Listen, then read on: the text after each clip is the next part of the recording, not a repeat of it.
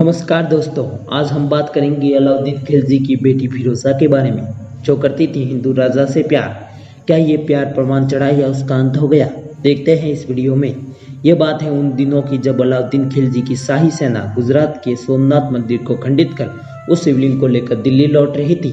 तभी जालोर के शासक कानर देव चौहान ने उस शिवलिंग को प्राप्त करने के लिए अपने बेटे वीरमदेव को सैन्य बल के साथ अलाउद्दीन खिलजी की सेना पर आक्रमण के लिए भेजा। दोनों के मध्य भीषण युद्ध हुआ।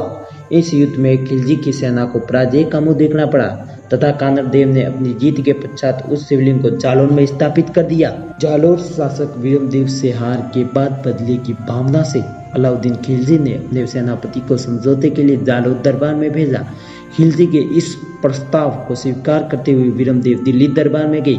यह पहला मौका था जब वीरमदेव व अलाउद्दीन खिलजी की बेटी फिरोजा खान ने एक दूसरे को देखा। वीरमदेव की वीरता और उनकी सुंदरता को देख फिरोजा वीरमदेव से प्रेम कर बैठी। फिरोजा ने अपने पिता अलाउद्दीन खिलजी से अपने प्यार का जिक्र करते हुए कह दिया कि वर वरो तो वीरमदेव, न तो रहूं अकन कुंवारी, अर्थात अगर मैं निकाह करूंगी तो वीरमदेव के साथ, नहीं तो जीवन भर कुंवारी ही रहूंगी। फिरोजा की इस जिद के कारण अलाउद्दीन खिलजी ने वीरमदेव के सामने प्रस्ताव रखा। तब वक्त की नजाकत को देखते हुए वीरमदेव ने इस रिश्ते पर विचार करने के लिए कहा, लेकिन दिल्ली से लौटते ही वीरमदेव ने यह कहते हुए इस प्रस्ताव को ठुकरा दिया कि मामा लाजे भाटिया कुल लाजे चौहान, जे मैं परनु तुर्कनी तो पश्चिम उगे भान, अर्थात यदि मैं तुर्कनी से शादी करूं तो मामा यानी भाटी कुल तथा मेरा स्वयं का कुल चौहान कुल लज्जित होगा, लेकिन ऐसा तभी होगा जब सूरज पश्चिम से उगे। जवाब को सुनकर आग बबूला हो चुका अलाउद्दीन खिलजी ने बहुत बड़ी सेना जालोर भेजी।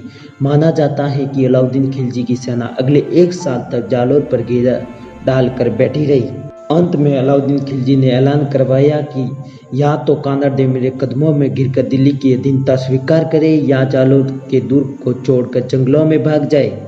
इस जवाब में कानर देव ने कहा, आप फटे धड़ उल्टे कटे बख्तर्रा कोर, शीश कटे धड़ लड़ पड़े जद सूटे जालोर।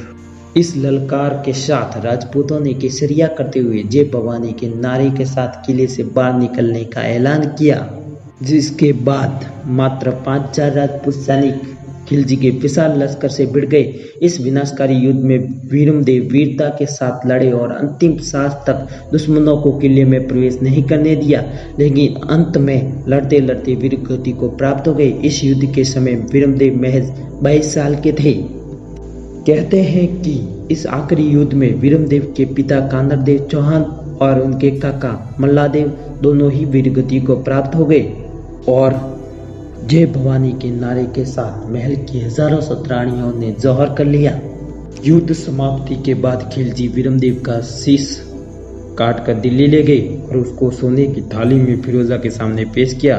वीरमदेव का शीश देखकर फिरोजा बहुत दुखी हुई और उन्होंने बाद में वीरमदेव के शीश का अंतिम संस्कार किया। बाद में उन्होंने यमुना नदी में कूदकर अपनी जान दे दी। इस तरह एक सच्चे प्रेम का अंत हुआ।